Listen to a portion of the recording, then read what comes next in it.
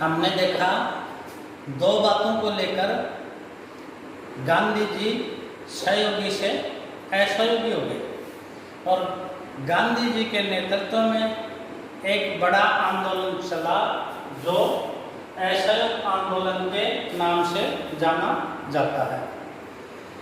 इन दो घटनाओं के बाद रॉलेट एक्ट और जलियांवाला बाग हत्याकांड गांधी जी को अंग्रेजों पर बड़ा गुस्सा आया और गांधी जी ने कहा अब इन शैतानों का सहयोग संभव नहीं।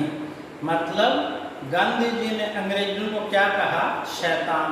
एसएससी के एग्जाम में पूछा था कि गांधी जी ने अंग्रेजों को क्या कहा? शैतान कहा।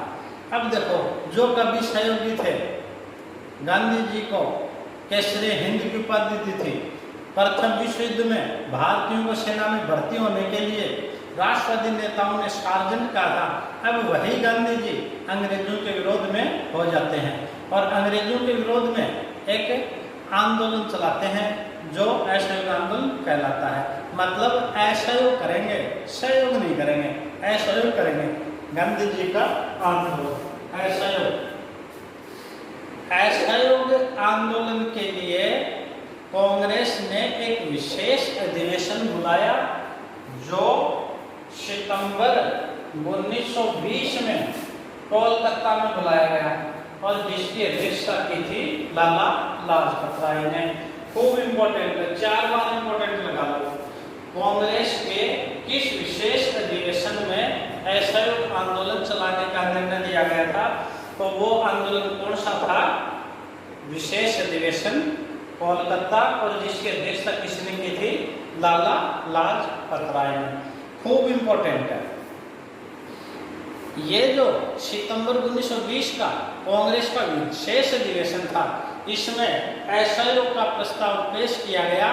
इसको काफी नेताओं ने इसका विरोध किया।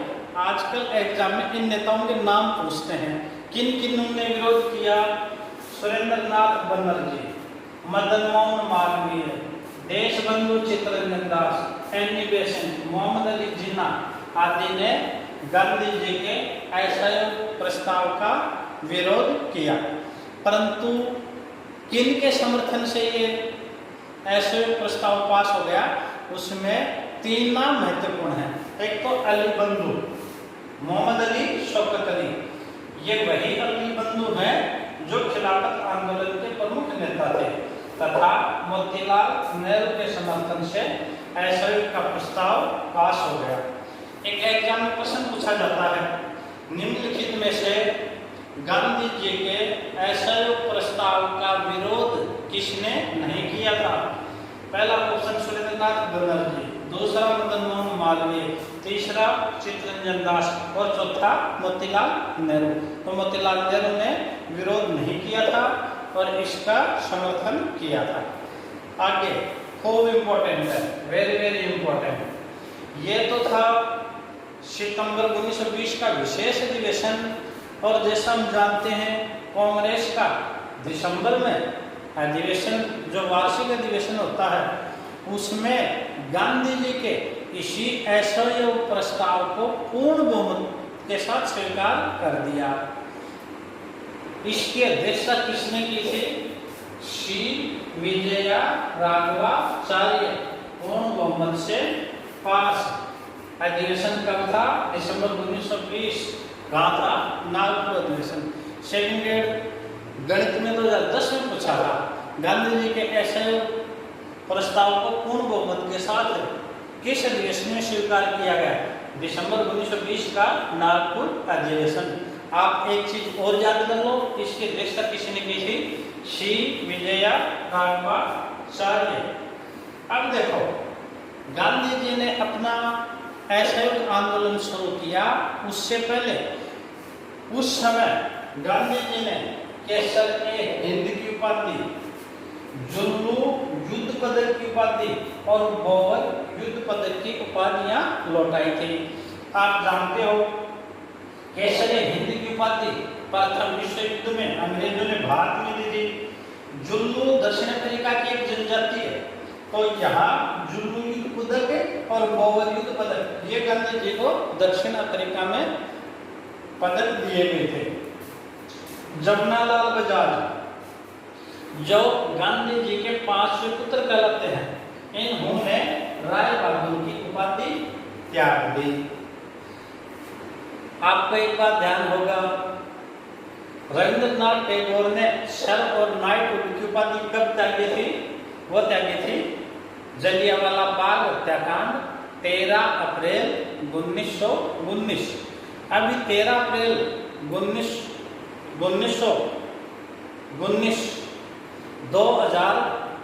को जब 100 वर्ष हुए थे, प्रत्येक एग्जाम में प्रश्न पूछ रहे थे। चलिए एक प्रश्न और बताओ, गांधी जी के 5 पुत्र तो जमनालाल बजाज हो गए, गांधी जी की पुत्री कौन कहलाती है? सत्यभामा।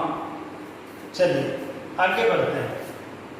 अब देखो, गांधी जी के असहयोग आंदोलन में अंग्रेजों को प्रत्येक क्षेत्र में असहयोग किया।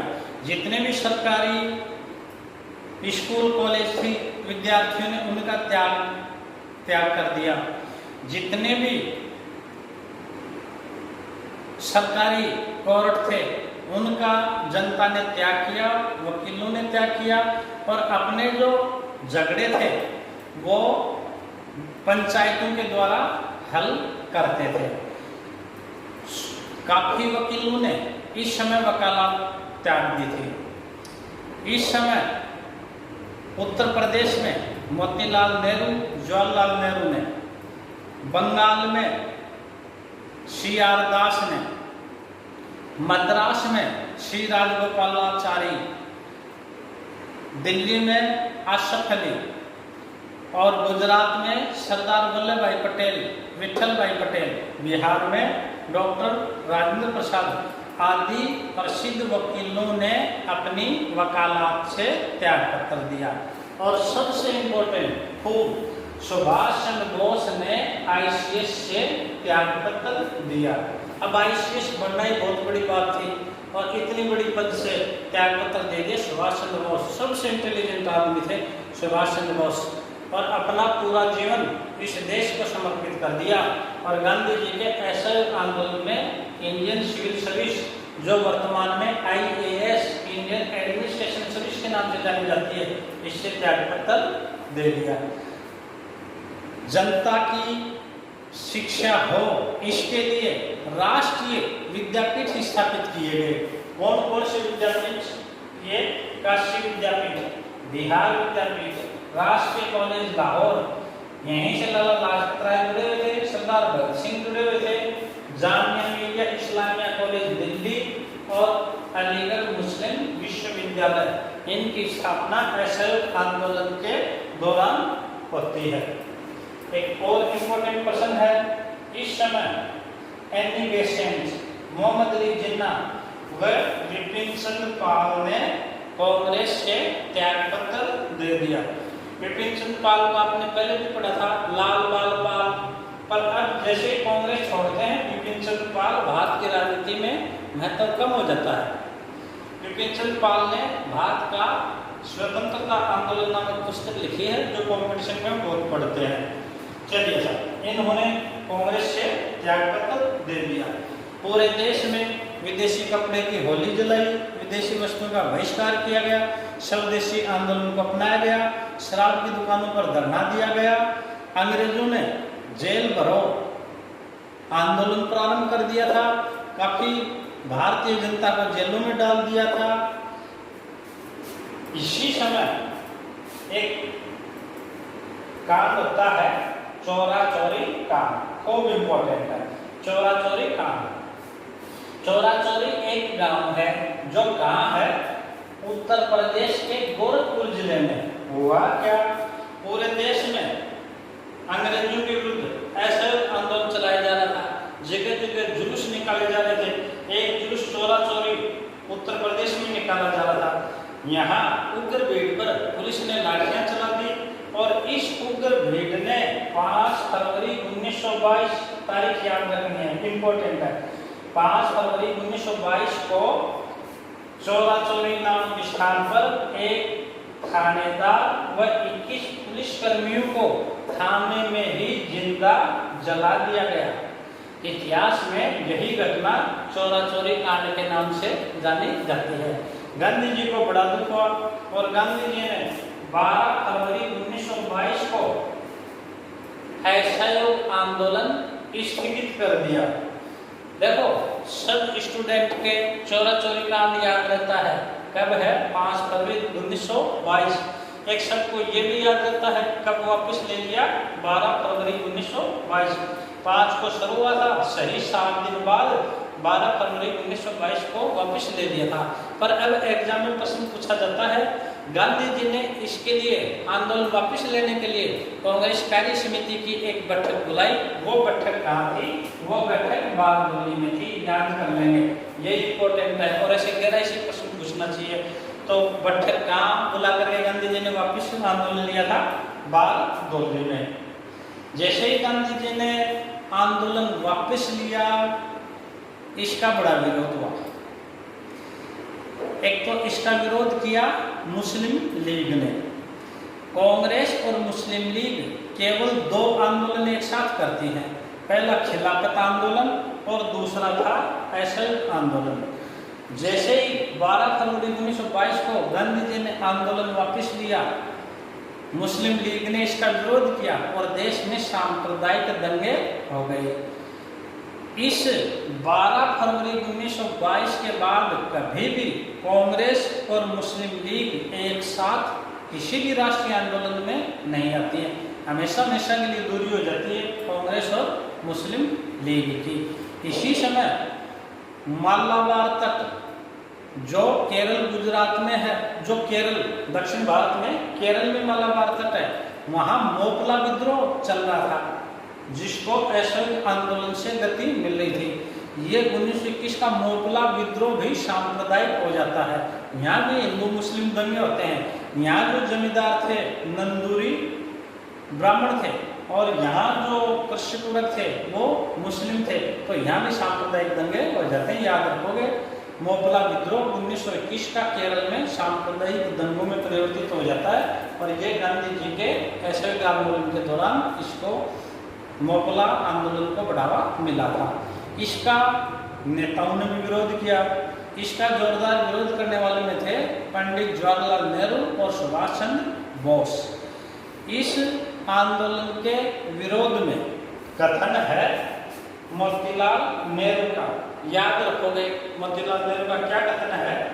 यदि कन्याकुमारी के एक गांव में अहिंसा का पालन नहीं किया गया तो उसकी सजा हिमालय के उस पार के व्यक्ति को नहीं मिलनी चाहिए। मतलब 2 शब्द आ जाए, एक तो कन्याकुमारी और हिमालय। याद रखना, किसका कथन है ये? मोतीलाल नेहरू। इस बात का था कि चोरा चोरी में कांड हो गया तो पूरे देश में आंदोलन क्यों बंद कर दिया गया, ये विरोध किया था मोतीलाल नेहरू ने। और इसी समय सुभाष चंद्र बोस ने, वेरी वेरी इंपॉर्टेंट है, सुभाष चंद्र बोस ने क्या कहा?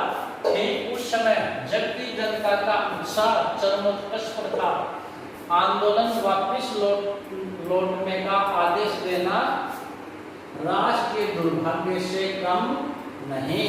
तो सुभाष चंद्र बोस ने क्या बताया? राष्ट्रीय दुर्भाग्य से कम नहीं है।